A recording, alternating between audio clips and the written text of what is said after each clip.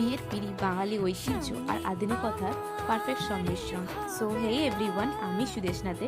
আর আগের ভিডিওতে তোমরা অবশ্যই দেখেছো যে বরের যে পিঁড়িটা ছিল সেটা অলরেডি আমি কাস্টমাইজড করে দিয়েছিলাম নিজের ক্লায়েন্টের জন্য।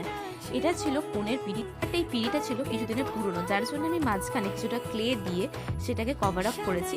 দেন সেটাকে হোয়াইট কালারের অ্যাক্রিলিক কালার দিয়ে আমি সেটার মধ্যে কলকা ডিজাইন স্টার্ট করেছি এবং সেই ডিজাইনটা শেষ হয়ে যাওয়ার পর কিছুক্ষণ শুকোতে টাইম লাগে এবং তারপর আমি সেটা ভার্নিশ দিয়ে সেট করে দিই, সিকিউর করে দিই।